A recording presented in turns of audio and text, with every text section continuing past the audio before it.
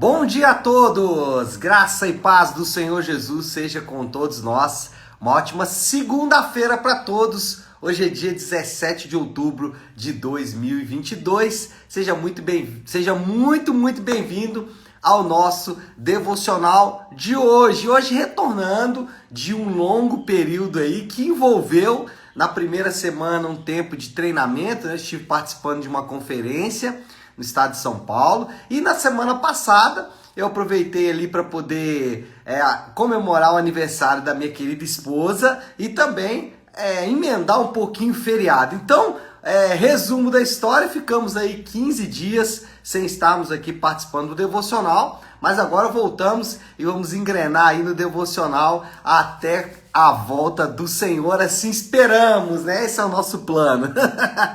Mas falando de devocional, e vamos começar logo o assunto da manhã, vamos falar de vamos falar de Salmos 127, 128 e também 1 Crônicas, capítulo de número 1.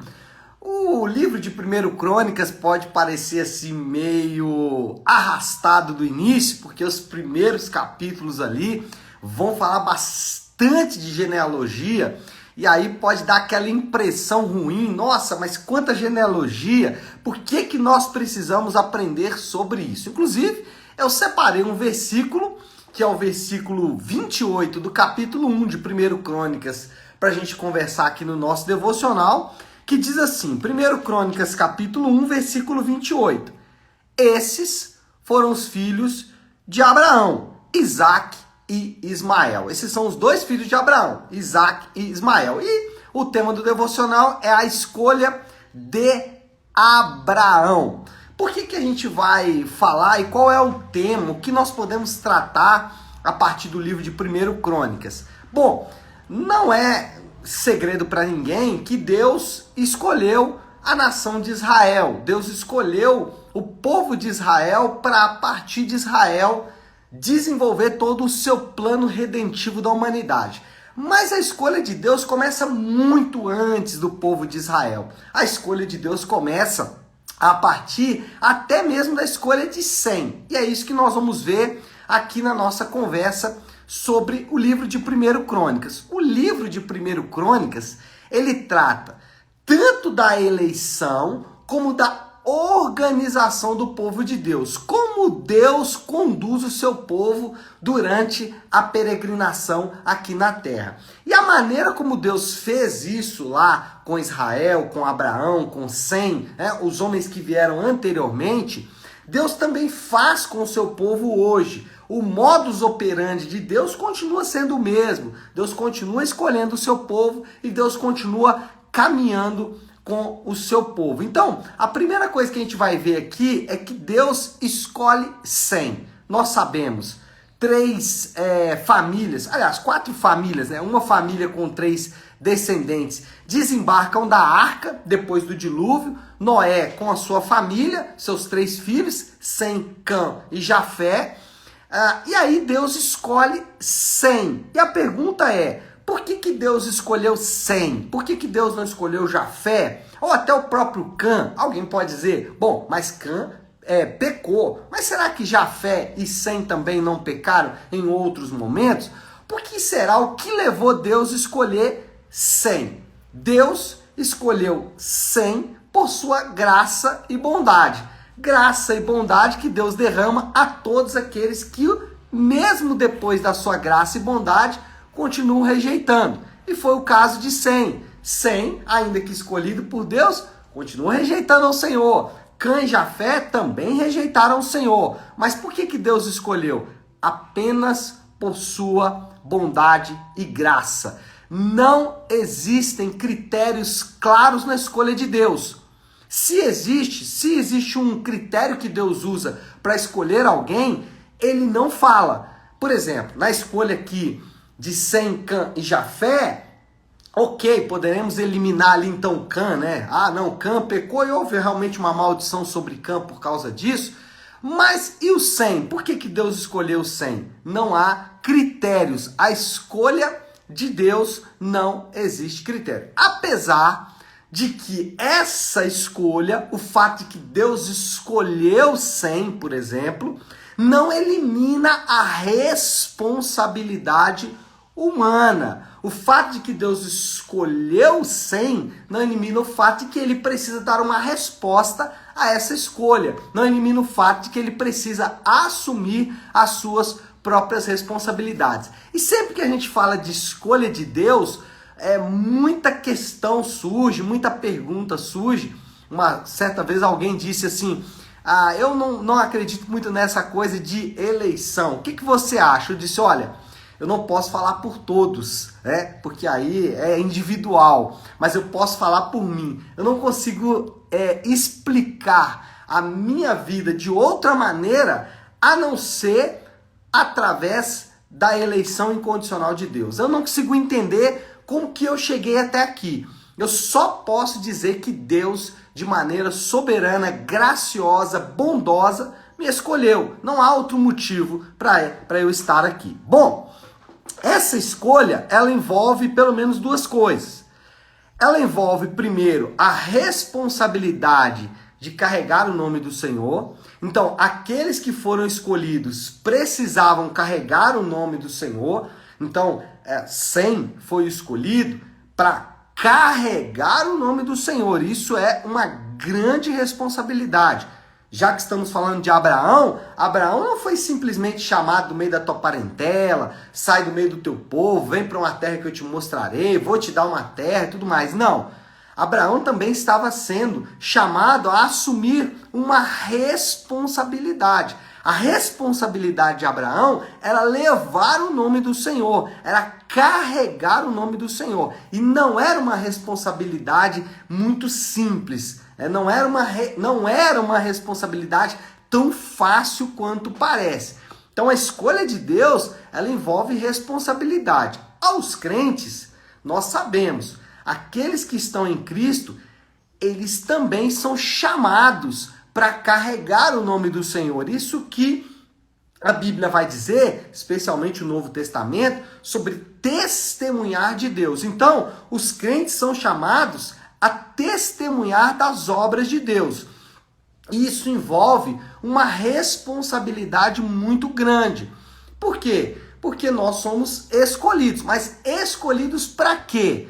Para viver uma vida regalada, deitado na rede, curtindo a vida, tendo as pessoas para nos servir. Não foi assim que o Senhor Jesus nos ensinou. Pelo contrário, ele disse: olha, eu mesmo, Senhor Jesus dizendo, fui escolhido para uma tarefa muito difícil. Os meus discípulos têm que fazer o mesmo que eu fiz. Ele disse: eu fui escolhido para morrer na cruz. Os meus discípulos também têm que carregar as suas próprias cruzes, tem que carregar a sua própria cruz, tem que deixar todas as coisas para me seguir. Então, aos crentes cabe a responsabilidade, essa eleição, essa escolha, Tem gente que fala assim: nossa, mas como assim Deus escolhe pessoas? Ele escolhe pessoas com um propósito, carregar o nome dele. Isso não é uma coisa tão simples quanto parece. Por exemplo, nós somos chamados para testemunhar da redenção de Deus na nossa vida.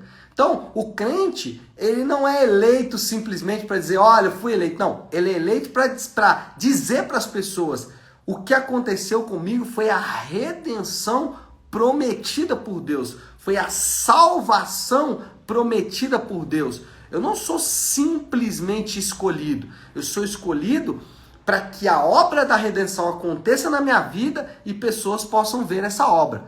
Nós somos chamados à santidade. Os crentes são chamados a testemunhar da santidade de Deus. Deus, ele é honrado ou envergonhado, de certa maneira, pela santidade dos crentes. Então, crentes que não vivem uma vida de santidade, eles estão ali maculando o nome do Senhor. E mais, talvez o ponto mais importante, nós somos chamados para testemunhar do cuidado de Deus. E isso você pode testemunhar, o quanto Deus é cuidadoso com a sua vida. Então, a eleição de Deus na vida de Sem, depois na vida de Abraão, é uma eleição para ter a responsabilidade de carregar o nome do Senhor. Responsabilidade de refletir a sua redenção, a sua santidade, refletir os seus planos, os seus propósitos, o seu cuidado com o seu povo. Enfim, o povo de Deus é chamado para refletir essas coisas. Mas a escolha também envolve o privilégio de representar o Senhor. Se ela envolve a responsabilidade de testemunhar das obras de Deus, envolve também o privilégio de representar o Senhor. Por quê? Dentro do propósito de Deus, Deus então escolhe Sem, depois escolhe Abraão, depois escolhe Isaac, depois escolhe Jacó e escolhe a nação de Israel, enfim, depois até chegar à igreja, até chegar aos nossos dias.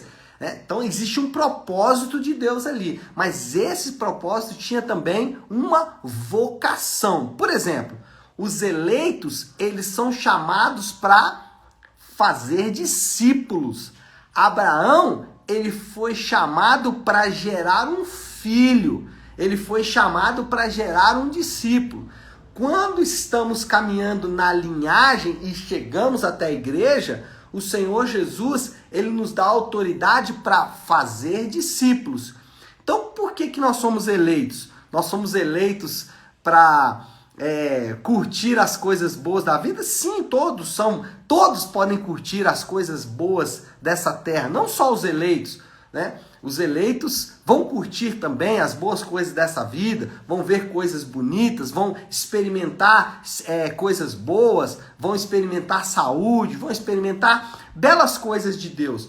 Todos, não só os eleitos. Agora, aos eleitos, e aí independente de toda a terra, existe uma vocação específica, fazer discípulos. Para todas as nações,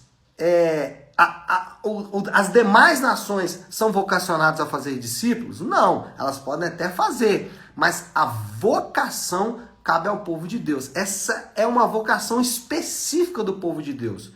Então, quando falamos de privilégio, o nosso privilégio não é ter saúde plena, porque esse é um privilégio de todos os homens.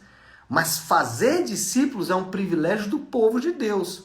Outro privilégio do povo de Deus é servir uns aos outros.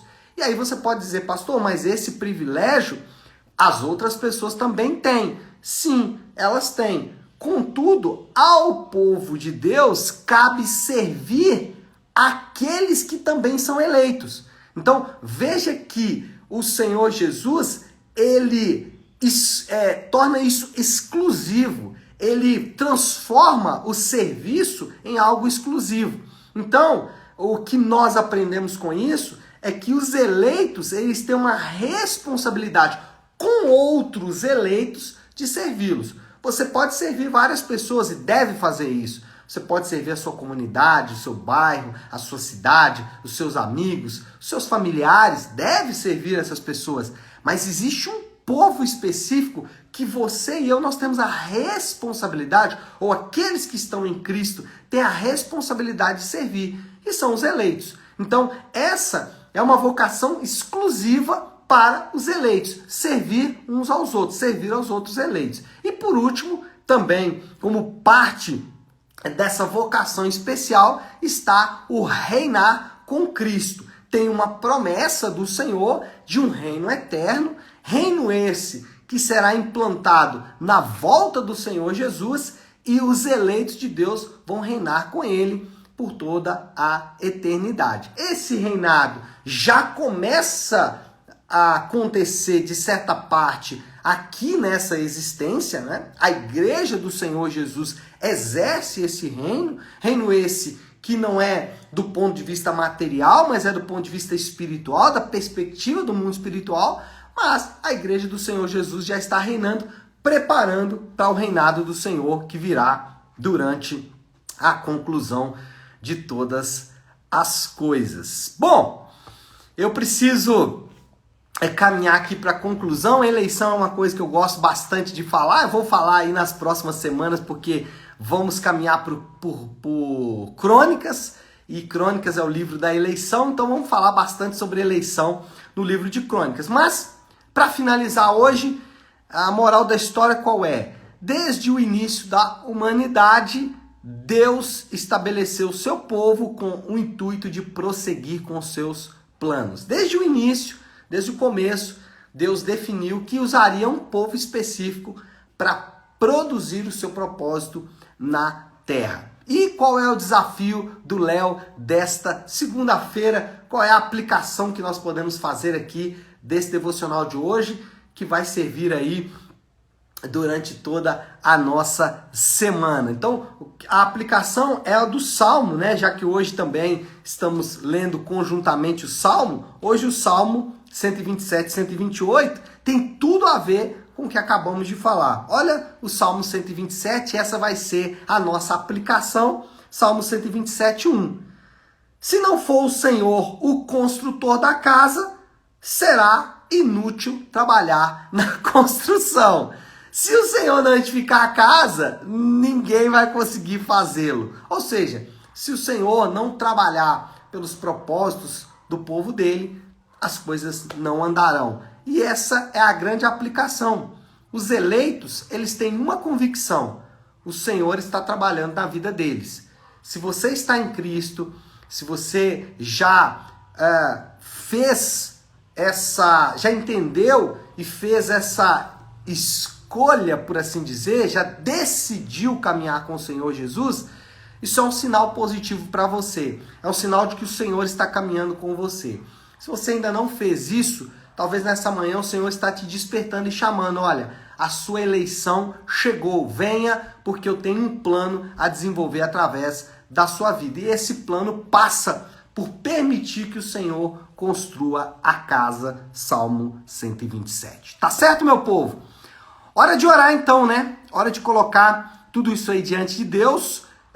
Como eu gosto de fazer toda segunda-feira e também a sexta-feira, eu gosto de concluir o devocional com a oração que o Senhor nos ensinou, com a oração do Pai Nosso. Então vamos de Pai Nosso para encerrar então o nosso devocional de hoje.